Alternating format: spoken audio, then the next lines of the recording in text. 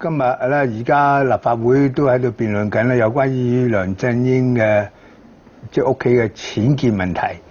咁啊，而家咧佢禮拜一咧已經道歉過3次，但係佢嘅道歉咧係為佢疏忽，佢唔係話做錯嘢道歉喎，係佢疏忽同埋可以做得好啲，處理得好啲，向香港市民道歉咁啊。咁但係呢件嘢咧，佢想畫上句號，因為佢做咗佢自己話㗎，仲要重要嘅嘢要辦咁。咁到底佢誠信有冇問題咧？到底香港人點睇法咧？我哋唔知。不過我請咗2位咧，就今日同我一齊就傾一傾呢個問題。事實上咧，令到我都好惆悵。Audrey， 係余若薇，你而家係公民黨嘅主席。係。咁啊，張國軍，你係民建聯嘅副主席，多謝你2位，因為而家都辯論緊啦，所以啲議員不便嚟講。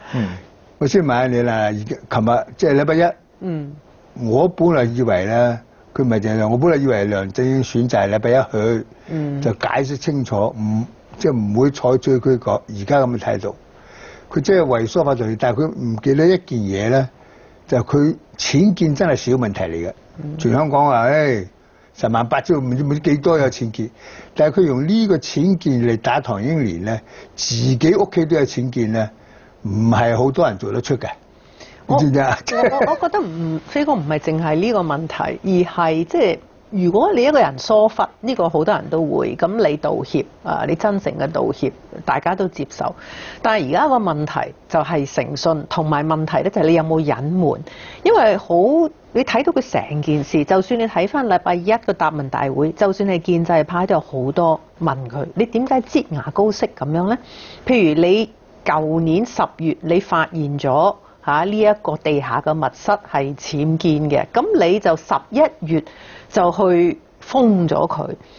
咁佢成日就向外講咧，就話我大大小小嘅嘢咧，我都申請㗎，咁我都去通知屋宇署。唯獨咧，即係你呢個咁嘅地下密室咧，即係200幾尺又好，300幾尺又好啦，佢就去選擇去封咗佢。咁佢而家咧就話呢個係疏忽嘅做法，但係其實疏忽同隱瞞係有好大嘅分別。所以即係嗰個係嗰個關鍵。佢為疏忽道歉咁樣，我再睇一睇。佢為疏忽道歉，但係佢其實係隱瞞啊嘛，佢好明顯係隱瞞，但係佢唔肯認。你即係好多個議員問佢一啲好直接嘅問題，佢都避咗唔答，即係佢講唔到呢一個解釋唔到點解11月要封咗嗰個地下。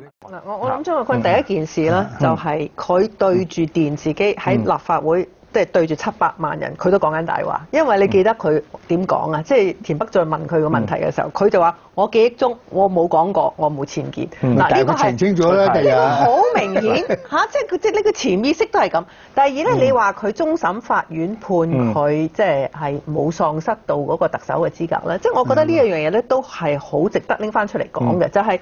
佢咧就成日有個藉口，就話官司喺度審訊中，所以咧我就唔講得嘢。我律師叫我唔好講嘢。我每一次聽見呢樣嘢，我好嬲嘅，因為即係唔該你唔好賴啦。即係法律係唔會唔俾你講真話噶嘛。你有僭建，你咪話你有僭建咯。冇法律唔會話唔俾你講噶。佢就賴，佢就話嗱，官司咧個時候咧我就唔講得嘢㗎，所以咧佢就話人哋即係屋宇署問佢啊，佢都唔覆人哋。呢個就牽涉到係遲講定係早講啦。你所以都唔緊要，我覺得就起碼到而家佢已經冇即係佢已經都冇全盤即係和盤托出啦。佢就利用呢個做藉口，然後都拖到要官司完結咗啦。即係喺嗰個當時冇人知道佢有呢個地下密室，即係佢未講呢件事，咁就判咗個官司。然後咧之後佢先至話寫個14頁紙嘅就話其實我仲有呢個200尺，咁當然開咗出嚟就300幾尺啦。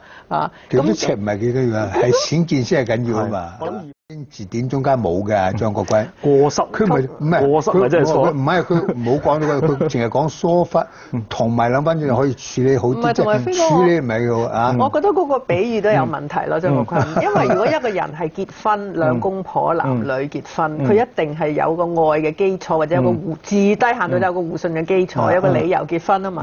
但係梁振英成為香港嘅特首，唔係因為香港人揀佢㗎嘛，係咪？所以呢個係一個好緊要嘅一樣嘢嚟㗎。我相信對香港咧，絕對唔係一件好事。其實張學坤，你對我公道啲，我都冇話即係因為你唔係普選出嚟嘅，所以我一開始就對即係對你不信任。但係我就係話你呢個事實擺喺呢一度，就係喺3月選特首嘅時候，即係民間就算唔係話好似普通投票咁有一個票站喺你左近咁樣樣，而係你係專登要去排隊，嗰啲人都係投票。你睇到嗰個白票嗰個情況，所以你知道即係唔，所以我意思即係回應你講話一對新婚夫婦，我就話即係嗰對人哋新婚夫婦有個愛嘅基礎啊嘛。我知道，即係呢個係冇，即係余若薇當然就嗱，余若薇唔愛梁意思振英呢件事，咁我相信大家都明白點解啊。回應你個比喻咁解咯，話你個比喻不解。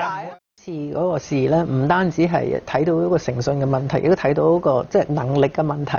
即係我其實禮拜一係睇特首去立法會嘅情況咧，我係覺得幾失望。失望一方面就因為佢真係唔係睇到個誠意，但另一方面咧就係佢個表現咧都係比我想象中係差嘅。即係我覺得佢作為一個特首，即係佢明知成件事嗰個來龍去脈咧，佢係應該係應對得好啲嘅，好多問題。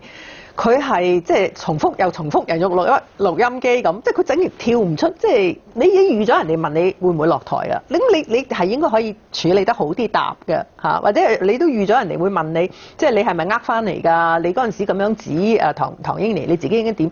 即係我會期望佢講多少少，佢跳出嚟講下，譬如我會嚟緊，我會做啲咩，我會點樣贏取信心。very kind to him。但係佢完全佢完全係冇做到嗰啲。我嘅 expectation 唔係咁噶，我嘅 expectation 叫佢認錯鞠躬，我以為佢神豬可以跪喺度向香港先係。第一，我覺得佢應該多誠意，就即係譬如佢好簡單嘅問題，例如問你係咪覺得慚愧，佢都即係答唔出呢個問題，佢都避唔答，即係所以其實佢答得好差。咁其實呢個都反映佢嘅能力問題，所以我擔心如果你話佢1月嗰個施政報告淨係純派錢，淨係狂派錢咧，係好有問題，因為呢個真係解決唔到即係香港目前面對好多嘅問題。可能市民睇法唔一樣啦，我要同你講啲咩咧？佢要度橋噶嘛，即係點都唔係講笑㗎。我而家擔心佢冇乜橋啊，快飛哥。